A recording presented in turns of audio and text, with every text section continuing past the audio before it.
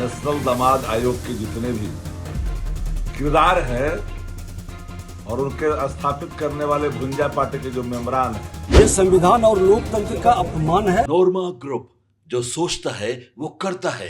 आपके अपने सपनों का आशियाना। चुनाव से ठीक 4 महीने पहले बिहार की राजनीति में बड़ी हलचल मच गई है। राष्ट्रीय जनता दल और भारतीय जनता पार्टी के बीच जुबानी जंग तेज हो गई है। अब यह लड़ाई केवल नीतीश कुमार बनाम तेजस्वी यादव नहीं रह गई है, बल्कि लालू प्रसाद यादव बनाम भाजपा बनती दिख रही है। भाजपा लगातार लालू यादव और उनके परिवार के फैसलों और कामों पर हमला कर रही है, जिससे अब खुद भाजपा भी सवालों के घेरे में आ गई है। इस बार लालू यादव ने खुद मोर्चा संभाल लिया है और तेजस्वी यादव को बैकफुट पर रखा है। लालू यादव पुराने मुद्दे और किस्से दोबारा उठाकर लोगों को याद दिलाने में लग गए हैं। इससे साफ है कि आगामी चुनाव की लड़ाई असली रूप से भाजपा और राजद के बीच होने वाली है। भले ही गठबंधन में कई पार्टियां शामिल हो, लेकिन मुख्य मुकाबला इन्हीं दोनों के बीच रहेगा। भाजपा के हमलों का जवाब देने के लिए लालू यादव फिर से पुराने दिनों की तरह एक्टिव हो गए हैं। वे अपने पुराने साथियों, प्रवक्ताओं और करीबियों को पूरी रणनीति बना रहे हैं। हाल ही में राजद के नेता शक्ति यादव ने इसको लेकर कुछ बयान दिया है। जरा सुनिए इस वीडियो में उन्होंने क्या कुछ कहा है।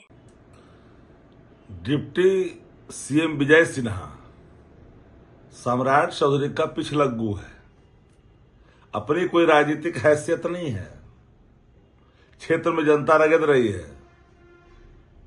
आरएसएस का नाजायज प्रतिबिंब है। ये खुद गब्बर टैक्स वसूल रहा है बैठ के डिपार्टमेंट में, और बात आदरणीय लालू प्रसाद जी कर रही है। भारतीय जनता पार्टी एगो राष्ट्रीय अध्यक्ष नहीं खोज पाया। नड्डा से भारतीय जनता पार्टी का गड्ढा खोदवा रहा है और सवाल उठा रहे हैं। राष्ट्रीय जनता दल के राष्ट्रीय अध्यक्ष आदरणीय लालू प्रसाद जी एक विचारधारा है, व्यक्ति सिर्फ नहीं, एक इंस्टीट्यूशन है। इसी कॉलेज से पढ़ करके आपको पछवाड़ा भेज रहा है, पीछे ढकेल दे रहा है। आप ही का दलवा में हमारा ही सर गया है। तो आप तो भारतीय जनता पार्टी के लिए कोड़ हैं। जब से आपने डिप्टी सीएम का पोस्ट संभाला है, सबको कलंकित कर दिया है आपने, समाज को, पार्टी को भी। ऐसे लोग से बिहार कलंकित होता है जो कहता है कि नेता प्रतिपक्ष बताएंगे तब ना हम जाएंगे शहीद को सम्मान देने के लिए, पार्थिव शरीर पर पुष्प अर्पित करने के लिए। ऐसे लोग को तो आपस तुरंत कर देना चाहिए सरकार से। जनता दलियों और पूरे नेशनल दामाद आयोग के जितने भी किरदार हैं और उनके स्थापित करने वाले भुंजा पार्टी के जो मेंबरान हैं, फिर एक बार आयोग का गठन किया है लंबी चौड़ी। यह पता कर लेना चाहिए कि कहीं अंधकार में नीतीश कुमार को रखकर तो निर्णय ले लिया गया। क्योंकि दामाद आयोग पर तो एक सवाल आया था मुखर वक्ता का, जदयू का, कि नीतीश कुमार को अंधकार में रख के निर्णय लिया गया है। और अब चुनाव होना है, क्या बरसा जब कृषि सुखाने, ये कार्यकर्ताओं को लाभ देना था तो इतना दिन से सरकार से पहले ही ना बना देना चाहिए।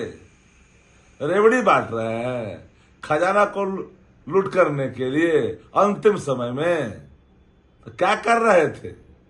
जैसे जैसे लोगों को बनाया है तो वैसे ही ना आपको उसका फल मिलेगा। कोई आदमी जब चलंत बेरी में ये सब काम करेगा तो कोई फायदा होता है। साख तो मिट चुकी है। अब नीतीश कुमार अचेत है, कोई मतलब नहीं है, बिहार का बच्चा बच्चा जानता है। फिर यहो काम तो करवाइए लिया होगा भुंजा पार्टी के सदस्य। अचेतता के कारण ईश्वरीय वरदान जो मिला हुआ है कुछ करवा लेता है। अब जदयू में तो तीर फाड़ हो चुका है। ऐरो गैरो नत्थु खैरो जैसे लोगों को क्या क्या कर रहे हो, उससे कोई भोना जाना है। और जन विश्वास के केंद्र है तेजस्वी, जनाकांक्षा के प्रतीक हैं। नया बिहार तेजस्वी सरकार पूर्ण बहुमत अब की बार। कहां है जदयू भाजपा भाई? तो जैसा कि आपने सुना, उन्होंने डिप्टी सीएम विजय सिन्हा और सम्राट चौधरी पर भी तीखा हमला बोला है और कहा है कि उनकी कोई हैसियत नहीं है, उनकी खुद की कोई हैसियत नहीं है। इसके जवाब में विजय सिन्हा ने भी पलटवार किया है और अपनी बात मीडिया के सामने रखी है। जरा सुनिए उन्होंने इस वीडियो में क्या कुछ कहा है। देखिए, माननीय न्यायालय के द्वारा जो घोषित अपराधी हो, ये संविधान और लोकतंत्र का अपमान है कि जो सरकार के पैसे को लूटा आर्थिक अपराधी है और वह व्यक्ति बार बार राष्ट्रीय अध्यक्ष अपने दल का बने।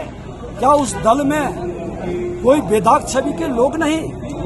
क्या ये परिवारवाद की राजनीति जमींदारी के भाव से लोकतंत्र के लिए खतरा नहीं है? राजद में रहने वाले बंधुआ मजदूरों से मैं कहना चाहूंगा कि आप एक अच्छे छवि के लोग, जिस पर अपराध भ्रष्टाचार का आरोप नहीं है, ये तो माननीय न्यायालय के द्वारा घोषित है, और इस व्यक्ति को बार बार आप अध्यक्ष बनाएंगे तो आपके पार्टी को पतन निश्चित है। सही गांठ मनाया जा रहा है। मुझे भी सौभाग्य। इस तरह साफ हो गया है कि बिहार की राजनीति अब सीधे तौर पर भाजपा बनाम राजद की टक्कर में बदलती जा रही है और आने वाले चुनाव में इसी संघर्ष की झलक देखने को मिलेगी। देखते हैं इस मामले में आगे और क्या कुछ अपडेट आता है। तब तक के लिए देखते रहिए भारत लाइव। आपके सपनों को हमने सजाया है, ई होम्स पैनोरमा को हमने बनाया है। ई होम्स मेरा एक सपना था जिस पे मैं पिछले 4 साल से काम कर रहा था। हमने जो बनाया है वो सबने है माना। ई होम्स पैनोरमा में हो आपका भी आशियाना। और फाइनली हमने 2021 में इस प्रोजेक्ट को लॉन्च किया। बहुत लोग अप्रिशिएट कर रहे हैं कि पूर्णिया जैसे शहर में, बिहार के, एक तो बिहार की बात करें उसमें भी पूर्णिया जैसे छोटे जगह में इस तरह का लाइफस्टाइल देना, ये सुन के हम लोगों को बहुत अच्छा लगता है। ई होम्स में हमने कुछ और भी किया है, जैसे हम जिस जगह में रह रहे हैं हमारे फैमिली सिक्योर हो, उनको सिक्योरिटी का ध्यान में रखा है। आपकी सुविधा और सुरक्षा आपके लिए खास है, ये आपका विश्वास है। इसमें आर्टिफिशियल इंटेलिजेंस का 7 लेयर सिक्योरिटी का हमने इस्तेमाल किया है। लस ग्रीन कैंपस को बनाया है। यदि हमारा बाउंड्री वाल है तो वो वर्टिकल गार्डन है। ये जितनी भी फैसिलिटी होता है एक इंटरनेशनल टाउनशिप में, ई होम्स है, ये हम लोग विश्वास नहीं कर पा रहे हैं। जो भी हमारे मित्र दोस्त या जो भी हमारे बाहर के बाहर आते हैं तो हम लोगों को बहुत अच्छा सुनने को मिलता है और बहुत अच्छा क्रेडिट मिल रहा है। वो सारा हमने सिर्फ एक बिल्डिंग नहीं बनाया, हमें एक बहुत अच्छा लाइफस्टाइल दिया ई होम्स में, और मेरा एक सपना था जिसको मैं आज फुलफिल होते हुए देख पा रहा हूँ। ये आपका आवास है। ई होम्स पैनोरमा में अब आपका निवास है। E Homes Panorama, luxurious lifestyle redefined. Panorama group, जो सोचता है वो करता है। अगर ये वीडियो पसंद आई और वह बिहार के राजनीति और बिहारियत से सरोकार रखेनी तो सब्सक्राइब बटन दबा के चैनल के सब्सक्राइब कर ली। ओजे एगो घंटी बा, ओकरा बटन दबा देला से कुल सटीक और मारक खबर रुआ मुफ्त में मिल जाई। अगर रुआ पत्रकारिता के हमनी के नया प्रयोग में सहयोग कर चाहतानी तो ज्वाइन बटन दबा दी। पेटीएम नंबर नोट कर ली 9386 816 700।